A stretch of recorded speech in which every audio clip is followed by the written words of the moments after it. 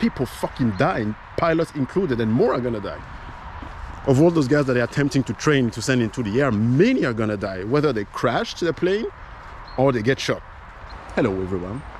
Today is the 3rd of September 2024. Coming at you from beautiful northern Sweden, yours truly, here to discuss some news with you guys. Yeah, I've been away for a couple of days. I got the cold because my kid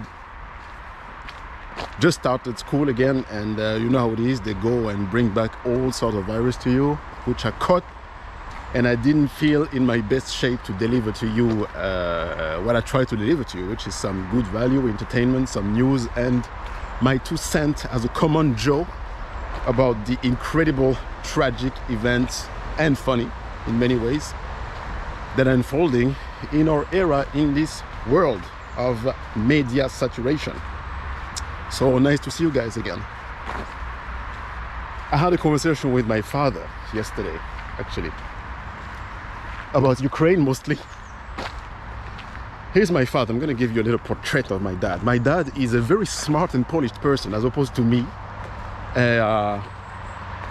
And for my father, the news is something religious. Like, since I was a kid,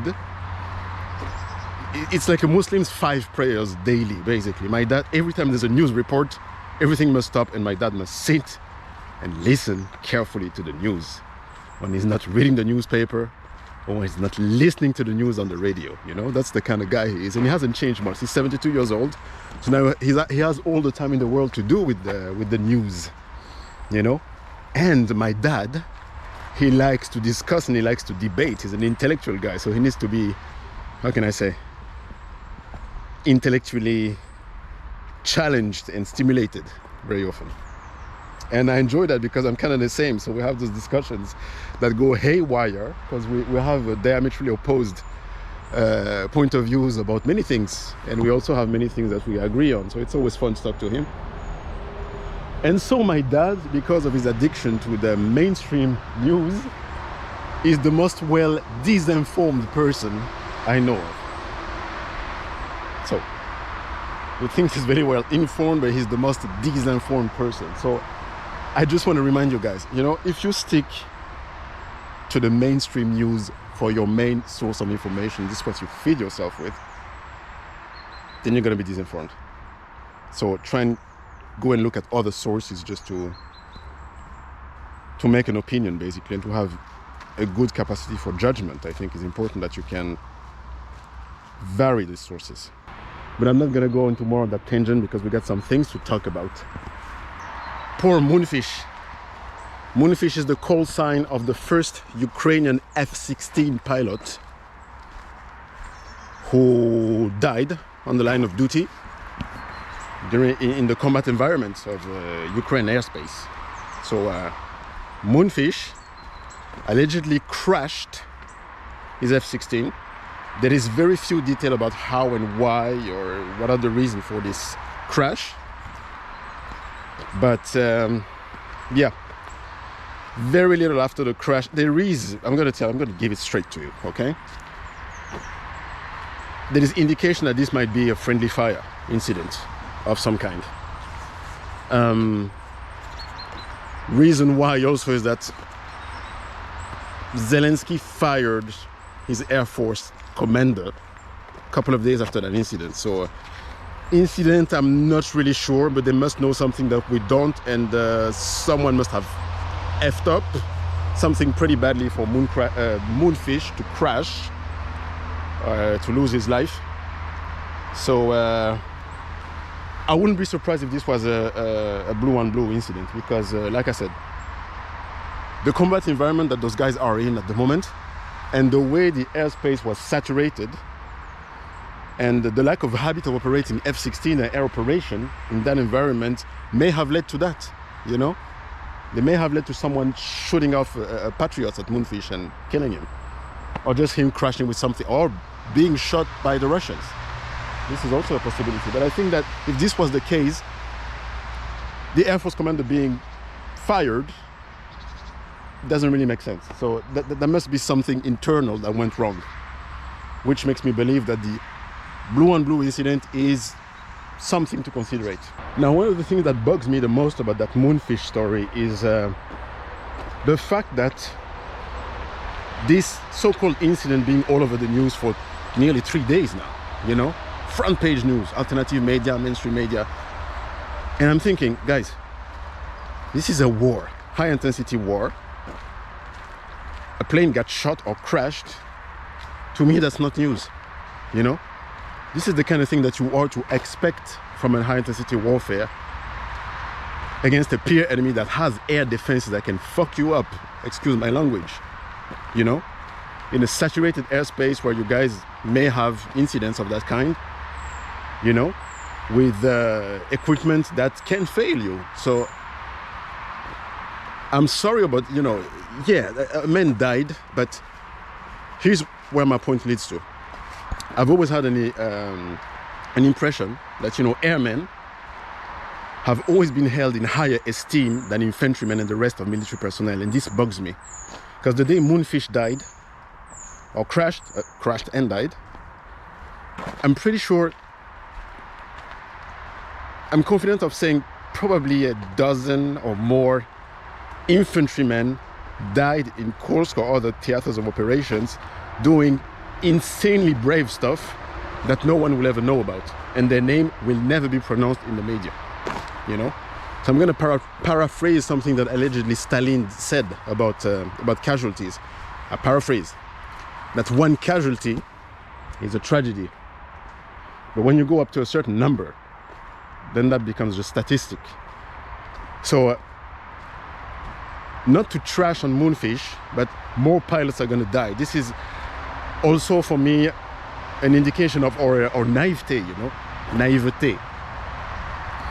That we're naive regarding the fact that we don't get used to that somehow. We don't care to accept the fact that high intensity warfare is fucking attritional, you know. People fucking dying, pilots included, and more are gonna die. Of all those guys that are attempting to train to send into the air, many are gonna die, whether they crash the plane or they get shot. It's just something you need to accept. But I think it's also something that we're gonna get over with at some point. When dozens of them are getting shot from the sky, it will just be a statistic. And about those F-16s. Those F-16s are... Since they mentioned them, I knew they were a bad idea. I mean, they make sense because this is something that they obviously need. They needed air power, but they needed it yesterday. Okay? It's not something that... Let's put it this way. Building an air force, Western-style air force, an American-style air force, is not something that you do in the middle of a large-scale, high-intensity conventional warfare against a peer enemy. Okay? It's like building Lego. No, building a house of cards in a storm, basically. You know, and this is, to me, actually is infinitely more simplistic than actually doing what they attempt to do right now. Okay? So I'm not going to take credit away from the Ukrainians because they pulled off stuff that no one will imagine they could have. And something that and many things that I argue many other, you know, nations or armed forces wouldn't have pulled off, you know? So I'm not going to take that away from them. But this, okay, to do that properly, building a Western-style air force, this is something that takes decades. Takes decades. You need to and if you're really good with really competent people, competent personnel, all the political planets aligning and all the budgets aligning, you know, like a miracle, it will take at least a decade in a time of peace. In a time of peace. So attempting to do that now in this overcrowded, degraded, high-intensity warfare environment against the Russians and do that correctly, good luck.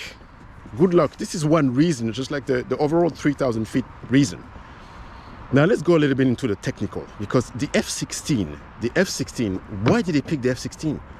Now we know that those decisions are largely, they are completely linked to what the military-industrial complex wants to achieve and profit from, you know. And that platform, the F-16, For anyone with a little bit of knowledge of aircraft, you know, military aircraft, the F-16 wasn't the best choice for the Ukrainians. Why?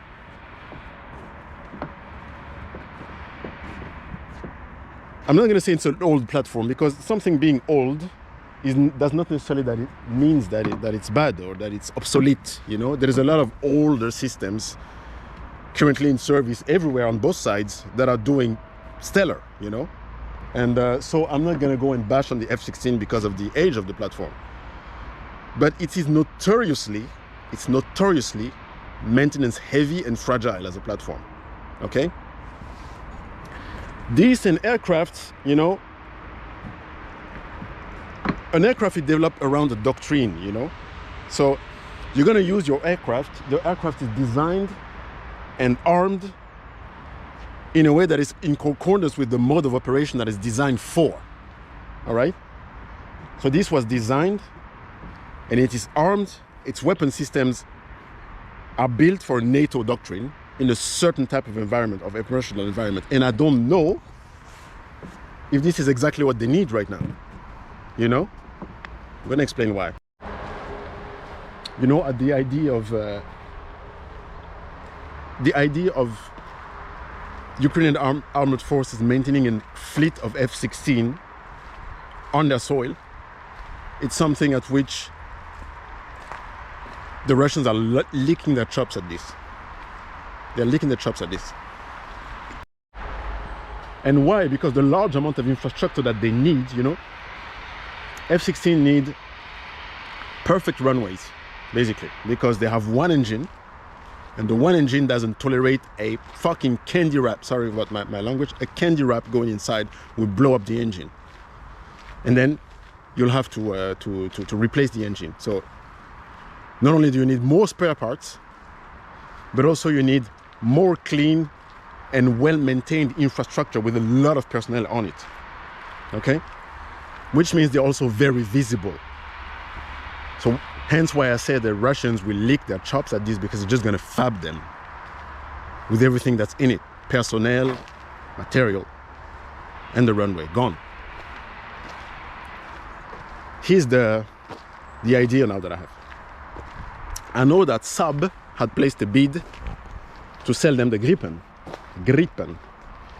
And the Gripen seemed to me doctrinally way more adapted to their needs, because not only it's an aircraft, I'm not even going to talk about the price tag, because the price tag is fairly inferior to that of an old F-16. It has the latest technology, but also this is one of the famously lower cost maintenance and ease of maintenance aircraft that we know of. It is meant, basically it was developed based on the main threat that Sweden always perceived as being, which is Russian invasion. So to the last bolt, this aircraft is meant to be fighting a war of invasion against the Russians. First of all, it can take off from normal highways and even unasphalted roads. Hear that? It is designed to be able to be hidden in the forest, you know, during the winter in degraded conditions. It's easily disassembled, so it can disassemble. It comes with a cart that can transport its weapons and all the tools, the toolery to maintain it. It's maintainable by a crew of about 6 people, home guards, 19-year-olds, you know, because Sweden always knew that in the event of an invasion, the operational environment would be so degraded that maintaining a fleet of operable aircraft for combat needed a lot of adjustments. You know, it needed a special aircraft, and this is the JAS Gripen. You guys can go and look at I'll try to put a couple of links in the description so you guys can see what the Gripen truly is. But the Ukrainians didn't want it, or at least the American military industrial complex cartel cock-blocked this so that the Ukrainians didn't get the Gripen. The Gripen was perfect for them. At least in my opinion, is more suitable for them to operate in a decentralized manner with their air operations, you know. But no, they want to make a fully functional NATO, American F-16 centered Air Force. Good luck with that. Ukrainian commanders planning F-16 operations will be concerned about the threat posed by runway debris, because F-16s have only one engine, as opposed to the dual-engine MiG-19 and Sukhoi 27. They are particularly vulnerable to damage from worn or littered runways. Operating F-16s from such airfields will need to be part of the risk calculations considered by F-16 operators. The F-16 is not designed to operate from damaged or improvised runways, but if it is, careful sweeps of runways and ramp surfaces will be required. But more F-16s for Ukraine means it will need more spare parts, more training, more munitions, and more infrastructure, all of which require additional time and precious resources. Infrastructure for complex weapon systems takes multiple years to develop and cohere, which will be difficult for any command to establish amid an ongoing conflict, but will be particularly challenging for a country fighting a large-scale war against one of the world's largest militaries. The impact that Ukraine F-16 will have on the war should therefore be measured over years, not months. You get it, guys. I mean, you get it. The list of cons that this F-16 program has is long like my arm. We could spend 25 minutes talking about this, and I don't want to waste too much of your time. I took enough of your time just to explain you how shitty that plan is. But now, guys, I'm going to tell you the cherry on the top, the sylt on the macka, the butter on the palyanitsia, okay? The US refused, two days ago, Biden administration declared that they won't send civilian contractors to maintain the F-16s. Guys, I mean, you get the picture now. You want an F-16, so we have you F-16s. That's basically the thing, you know. They say that the Security Council expressed concern over sending American civilian contractors to maintain that. Even the Air Force, the American Air Force, has difficulties maintaining its aircraft without civilian contractors, okay? Now explain me how those guys are going to do that. Explain me how those guys are going to do that. I'm going to read another passage from this article because it says that very well, and you will understand how problematic this is. A typical package of 12 aircraft needs close to 250 maintainers to remain viable. This includes mechanics, airframe specialists, crew chiefs, munitions loaders, and aircrew life support to create the targeting mission packages. A robust team of intelligence analysts and targeting experts is required to ensure operational success. Meanwhile, on-site emergency personnel, including firefighters and medics, are needed to ensure safe ground operations. They probably cut corners on this. Ukraine will also need to consider stationing formidable, I didn't make that up, this is what they say, formidable surface-to-air missile defenses near its F-16 operating locations. For symbolic and operational reasons, Russia will likely be interested in attacking any F-16 that is packed on the ground for an extended period of time. That's the mess we hear about those F-16s. There is more. Pilot crisis, guys. They don't have pilots. Okay? You need pilots to get into those airframes. So going and beg for more and more airframes that you're unable to maintain and to operate correctly doesn't help when you don't even have enough pilots, qualified pilots, to fly those things. I think this is evident, right? So you guys are gonna have a lot of moonfishes, all right?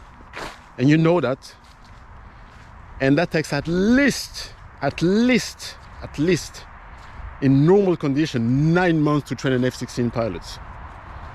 And this is just like, you know, basic operations. It's not someone that you send doing Top Gun shit after 9 months. It takes years to create to produce a pilot like that.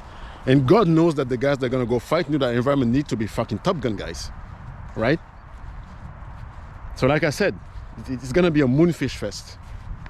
Whether it's blue on blue or the guys getting shot by more experienced Russian fighters, it's just going to be a mess. Now, those guys who were sent to Romania to train to be F-16 pilots, sources say that English is a problem. This has been mentioned many times about the guys who were training in Denmark, I think. Or was it the Netherlands? They just don't want to learn English. And let me tell you something, guys. Did you volunteer to be an F-16 pilot, or did you volunteer to be a kamikaze? Because this is a kamikaze gig, okay? Like I said, Moonfish Fest. And the guys, they know that. They're not dumb. I mean, if to be a pilot, an air fighter pilot, you must be fairly smart, okay? I'm not talking about being an asshole or a good person, but you have to have some form of a brain on you, capacity for judgment, you know, risk calculation. Those are all traits that pilots share, you know? And talking about risk calculation, those guys know in what kind of a fucking mess they are. They know that very well, and they know that the high probability of them dying in those operations. So what do the guys do? They're into the program and they do everything not to graduate. Okay, so there's reports of those guys in Romania just partying their life away. Basically, they just refuse to learn the English, or at least they pretend that, and they don't read the material, they don't study, they just kind of like slack around, you know, and let the time go, because they don't want to be Moonfish. And I understand that. You can understand that, you know. Survival instincts, I guess. So this is the situation with those airframes, those F-16s, which I think are a shame. It's terrible, and it just confirms that the whole thing is kind of desperate. Nothing is really working in favor of this Ukrainian project, you know. And I'm quick for what's going to happen, but I never got my hopes up about those F-16s. Not that I can say that I have a bias towards the Ukraine. I think there should be peace. So I'm not one of those rah-rah guys like my dad who want to sit in front of the TV and watch more people die just for the sake of democracy or pro-Western values, whatever that means. So no, F-16s are a bad idea. There's plenty of information out there, and we're going to keep investing into something very, very costly in blood and treasure for very little return in many different ways. So, oh my God. Listen, guys, this is what I had to share today. Mostly talking about those F-16. There will be more coming. As you can see, my cold is still lingering a little bit. So I'm going to shut this down for today. And pleasure to talk to you. I'm back. I'll be back with more updates. And let me know in the comment section what you know, what your opinion is about this whole mess. And if you have interesting information that I haven't been keen to absorb, please let me know in the comment section. Like, comment, subscribe, and share, guys. I want your reaction, and I'll talk to you on the next video. Bye-bye.